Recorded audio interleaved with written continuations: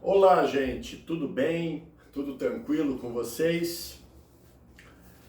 Fluminense 1, Atlético Mineiro 1. Gostei do Fluminense. Levou um sufoco no segundo tempo? Levou. Mas do outro lado, não estava qualquer time, né? Estava o líder do Campeonato Brasileiro, semifinalista da Libertadores e nas quartas de final da Copa do Brasil, num confronto com o próprio Fluminense. Esse é o Atlético Mineiro. E olha que o Gabriel Teixeira teve a chance clara de fazer o segundo gol, não fez, e depois o Eduardo Sacha empatou o jogo para o Galo. Gostei do Fluminense por uma razão principal. Eu gostei por várias razões, mas por uma razão principal. Teve intensidade, vontade de ganhar, luta, determinação. Esses fatores, às vezes, superam uma deficiência técnica de 1, de 2, de 3, de 4, de 5 jogadores. E o time acaba conseguindo um bom resultado. Hoje empatar com o Atlético Mineiro, seja no Mineirão, seja em São Januário, seja no Maracanã, seja na China, é bom resultado. Ah, mas podia ter vencido. Podia, mas podia ter perdido também. O Atlético podia ter virado o jogo.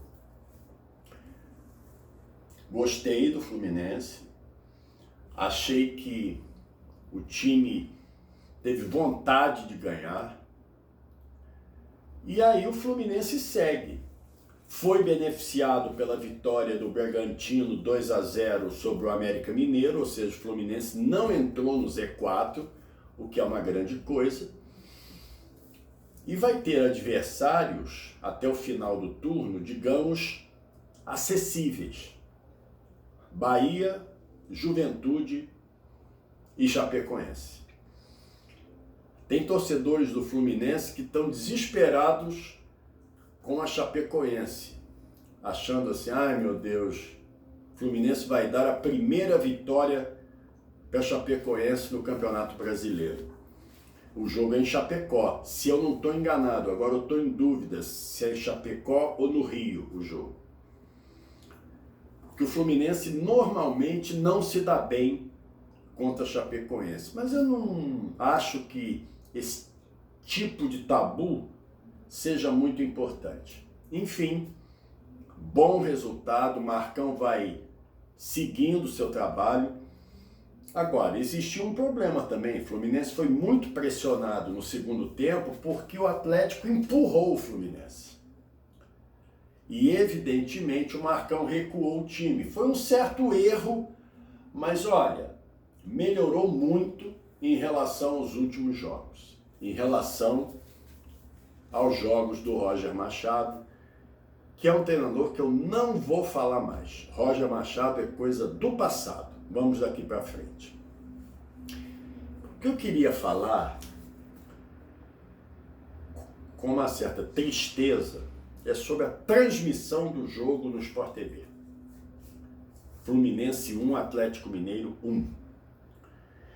Eu acho que um jogo em rede nacional de dois clubes grandes, na minha modestíssima opinião, eu sou uma pessoa simples, na minha modestíssima opinião, não pode ser um jogo desse transmitido por um narrador que seja da praça, seja do Rio ou seja de Minas. Principalmente na praça em que existem poucos grandes, no caso, Minas Gerais. Porque Minas Gerais, eles têm lá 2 clubes grandes. Eles não têm 3, eles têm 2, porque o América Mineiro não é grande. Atlético Mineiro e Cruzeiro. Ah, mas o Cruzeiro está na Série B e pode cair para a Série C. Eu estou falando de tradição e torcida. Entenderam agora? E eles colocam na transmissão um narrador, Rogério Correia, vou citar o nome dele. Cito com a maior tranquilidade, porque estou falando dele profissionalmente. Ele é uma pessoa muito boa, ele fez estágio, se eu não estou equivocado, na Rádio Globo do Rio de Janeiro. Eu não trabalhava lá na época. Se eu não estou equivocado, ele fez um estágio na Rádio Globo do Rio de Janeiro. Então eu não estou falando da pessoa dele, estou falando do que ele narrou ontem. E muito mal, por sinal. Eu vou citar alguns exemplos. Houve um lance no segundo tempo de uma possível falta no Nacho, jogador do Atlético Mineiro. Em primeiro lugar, eu já tinha visto a olho nu que se houvesse a falta, se tivesse acontecido a falta, ela foi cometida fora da área. Só que nem falta foi. O Nacho chutou o chão. O narrador disse na transmissão o seguinte: o árbitro está checando um possível pênalti. Como é que ele estava checando um possível pênalti se nem dentro da área a falta foi? E foi nitidamente fora da área. Ou seja, ele estava querendo arrumar um pênalti. Um pênalti fictício, que nunca existiu. No lance do pênalti marcado a favor do Fluminense, convertido pelo Fred, é bom a gente explicar o seguinte. Eu não sei até agora se foi pênalti. As imagens, para mim, são inconclusivas. O que eu sei é que o árbitro paulista Flávio Rodrigues de Souza marcou o pênalti com toda a convicção. Ele estava a 5 metros do lance, se muito. Se muito. Ah, mas o VAR tinha que chamar, não tinha que chamar coisa nenhuma. Porque não foi um erro crasso, não foi um erro flagrante. O árbitro, com certeza, se comunicou com a cabine do VAR antes da cobrança do pênalti e disse o seguinte: eu não vou checar porque eu tenho convicção do que eu estou marcando. E não tinha que checar mesmo. Não foi um erro escandaloso. Eu até agora não sei se foi pênalti. Comentaristas de televisão se dividiram na opinião. Se eles se dividiram na opinião, é porque foi um lance interpretativo. Cada um interpretou de um jeito. O árbitro interpretou que foi pênalti. Aí vem aqueles jornalistas de frases feitas. Foi marcado um pênalti à brasileira. Pênalti à brasileira, coisíssima nenhuma. Muita gente achou que foi pênalti. Como é que é pênalti à brasileira? Sabe, essas frases feitas que viram verdade? É impressionante isso. E eles continuam falando, ninguém chama atenção, ninguém manda eles mudarem a postura, nada, continuam falando. E tome clique, tome clique, tome clique, tome like, tome like, tome like, é isso que eles gostam. São verdadeiros personagens e mal interpretados, por sinal. Bom, aí, no lance do pênalti, voltando, o lance anterior, antes do escanteio que gerou o pênalti, em cima do Lucas Claro, marcado pelo árbitro, houve uma interrupção no jogo e a bola estava com o Fluminense. O árbitro, corretamente, teve uma ótima arbitragem, o Flávio Rodrigues, excelente. Ele, fazendo rigorosamente o que a regra manda, ele recomeça o jogo com a posse de bola para o Fluminense, corretamente, porque quando o jogo parou, A bola estava com o Fluminense. A bola quicou no gramado, o Martinelli pegou a bola, chutou, um lance perigosíssimo, uma grande defesa do Everson. E foi para escanteio. Na cobrança do escanteio aconteceu o pênalti, o árbitro marcou e o Fred fez o gol do Fluminense. Inexplicavelmente, não sei por que cargas d'água, não sei quem é que manda fazer isso, nem me interessa saber se é o locutor que manda, se é o produtor que manda, se é comentarista de arbitragem que manda. Inexplicavelmente, eles repetem um lance do árbitro jogando a bola no gramado e o Martinelli pegando. Como se isso fosse ilegal ou tivesse sido irregular. Não foi irregular coisa nenhuma. Para que eles mostraram isso? Para fazer polêmica idiota? Ou era porque o jogo estava sendo transmitido para Belo Horizonte? Não era só para Belo Horizonte o jogo, era para o Brasil todo. Era um jogo de rede. Ou seja, o Paulo Nunes, que foi um baita jogador de futebol, um baita ponteiro direito, ele disse durante o primeiro tempo a seguinte frase. Olha só. O campo seco de São Januário está prejudicando o Atlético Mineiro. Aí no segundo tempo, o Atlético empatou o jogo e o segundo tempo foi 1-0 Atlético Mineiro. Primeiro tempo foi 1-0 Fluminense, segundo tempo foi 1-0 Atlético. Placar final 1-1. E aí ele esqueceu do campo seco. Esqueceu. Quer dizer, comentário é esse?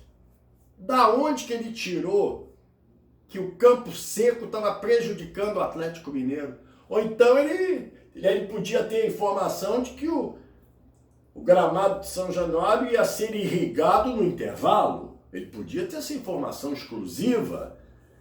E aí, baseado nisso, o Atlético Mineiro melhorou no segundo tempo, porque molharam bastante o campo. Ora, é melhor ouvir isso do que ser surdo, né? Impressionante a capacidade que algumas pessoas têm de falar bobagem. É impressionante. Eu agora só vou ver jogo no mudo. No mudo. Porque não dá. Tem muita gente boa, mas tem muita gente ruim. Eu agora fico prestando atenção na escala. Quem está narrando? Fulano de tal, eu vejo. Esse está narrando? Não vejo. É no mudo. Esse comentando? Não vejo. Esse não. Comentarista, normalmente, eles agora comentam em dupla, em tudo que é televisão. Normalmente um dos dois eu não gosto. Normalmente um dos dois comentaristas eu normalmente não gosto. Então é o fim do mundo, tá? É o fim do mundo. Chega a falar de Fluminense e Atlético Mineiro, 1-1. Eu achei que foi um bom resultado para os dois. E foi justo o resultado em São Januário. Bom, o Andrés Pereira se apresentou ao Flamengo, como fala bem, é desenvolto para falar, é um bom reforço. Agora, o Flamengo tem que contratar zagueiro. É muito legal o Andrés Pereira, é muito legal o Kennedy, mas tem que contratar zagueiro. Hoje, o William saiu a notícia que ele não vai ficar na Inglaterra. Aí a torcida do Flamengo já pediu o William. É melhor logo pedir um time com 11 atacantes. Aí não vai ganhar de ninguém.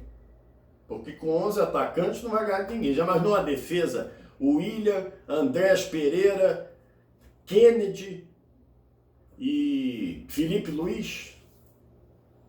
Vai ganhar o quê? De quem?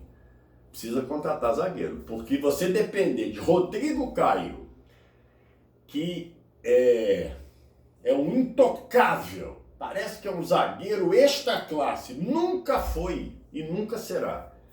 E um cara que não joga, Como é que você pode depender de Rodrigo Caio? Não dá. Eu acho que o Flamengo precisa fazer todo o esforço para contratar o Davi Luiz. E o Marcos Braz é um baita de um dirigente. Eu acho que o Flamengo tem chances de trazer o Davi Luiz. Bom, esperar que na próxima rodada da Série B o Vasco se recupere e ganhe de alguém. Porque não é possível continuar do jeito que o Vasco está. E o Botafogo, surpreendentemente, está fazendo uma boa campanha, está lá em cima na tabela, coladinho no G4. Ótimo trabalho do Anderson Moreira, que está fazendo um trabalho quietinho, caladinho. Ele iniciou muito nervoso no banco de reservas, já se acalmou. Eu queria lembrar que o Anderson ficou internado por Covid, se recuperou, mas a situação dele ficou difícil em algum momento. Ainda bem, graças a Deus, ele se recuperou e hoje está dirigindo o Botafogo de Futebol e Regatas. Agora, para fechar, a historinha do Esporte Online TV de hoje. Essa eu vou citar nomes, porque é uma história tão engraçada e eles mesmos já contaram no ar. Então eu posso contar também, dizendo o nome deles. Era uma transmissão da Rádio Globo, o narrador era o Maurício Menezes, que era conhecido como Danadinho. Ele mora em Juiz de Fora hoje, porque ele é de Juiz de Fora, ele é advogado e mora em Juiz de Fora. Era amigo pessoal do ex-presidente falecido Itamar Franco. E o repórter era o meu amigo Gilson Ricardo, que hoje apresenta brilhantemente o Bola em Jogo da Super Rádio Tupi. Era um jogo no Maracanã, Flamengo e Misto de Cuiabá. Olha que coisa engraçada. Houve uma falta perto da área, frontal, a favor do Misto. E o Maurício Menezes narrando o jogo, falta perigosa contra o Flamengo, o Misto tem uma chance. Ele vira e pergunta para o Gilson, que estava atrás do gol: quem é que pega bem daí, Gilson? Aí o Gilson, irritadíssimo com a pergunta, responde assim para o Danadinho: eu sei lá, eu por acaso acompanho o treino do Misto, sei lá quem é que bate falta no Misto. Olha, o Gilson contando essa história, você fica 5 minutos rindo sem parar. Realmente, a pergunta não teve o menor cabimento. Como é que o repórter vai saber o jogador do Misto de Cuiabá que bate bem falta? Isso não existe, né? Hoje em dia até seria mais fácil, porque hoje a facilidade de informação é muito grande. Eu acho que o Misto de Cuiabá, inclusive, nem existe mais esse clube. Se existe, ele não tem divulgação nenhuma, que eu nunca mais ouvi falar no simpático Misto de Cuiabá. Gente, um abraço, a gente volta, dê seu like, diga que está curtindo o canal, se inscreva. Esporte Online, tudo junto, Esporte Online TV. TV separado, tá? Esporte Online TV. Um abraço para vocês.